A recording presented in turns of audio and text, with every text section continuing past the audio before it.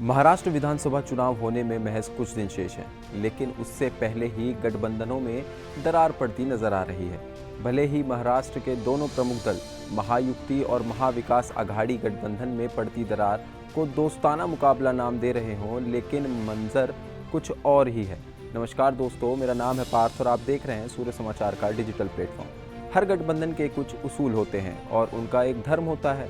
बात जब सियासत की हो तो कुछ उसका महत्व बढ़ जाता है। सियासत में जब कई दल विचारों के तालमेल के आधार पर आपस में गठबंधन करते हैं तो फिर गठबंधन के धर्म का पालन करना हर सियासी दल का कर्तव्य होता है। लेकिन महाराष्ट्र विधानसभा चुनाव में कुछ अलग ही खेल देखने को मिल रहा है।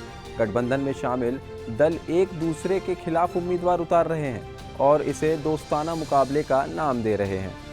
महाराष्ट्र विधानसभा चुनाव में दो गठबंधनों के बीच सीधा मुकाबला है।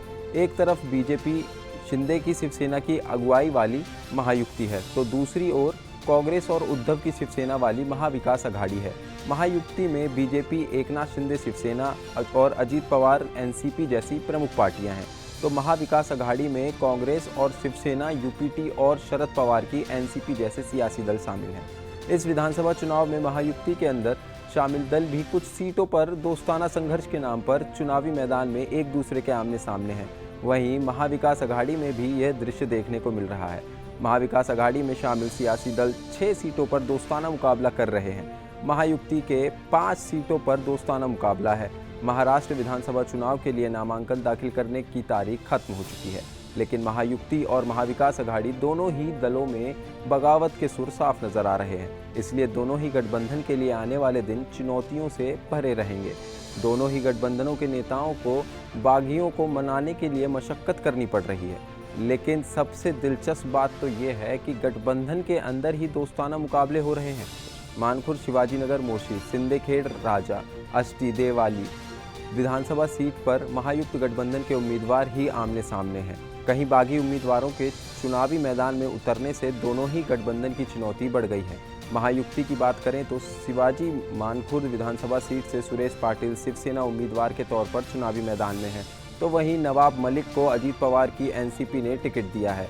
मोर्शी विधानसभा सीट से उमेश यवलकर को बीजेपी ने टिकट दिया है, तो अजीत पवार की एनसीपी ने देवेंद्र भुयार को चुनावी मैदान में उतारा है। बोरीवली से बीजेपी ने संजय उपाध्याय को टिकट दिया है, तो वहीं बीजेपी के बागी उम्मीदवार गोपाल शेट्टी को चुनावी मैदान में उतारा गया है। नया गांव में सुहास कांडे शिवसेना के टिकट पर चुनाव लड़ रहे हैं, तो एनसीपी के समीर भुजबल निर्दलीय तौर पर चुनाव लड़ रहे हैं।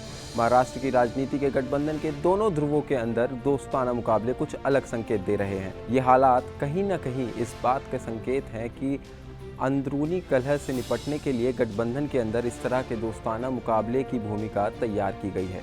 वहीं दोनों की गठबंधन को बागियों के संकट का भी सामना करना पड़ रहा है।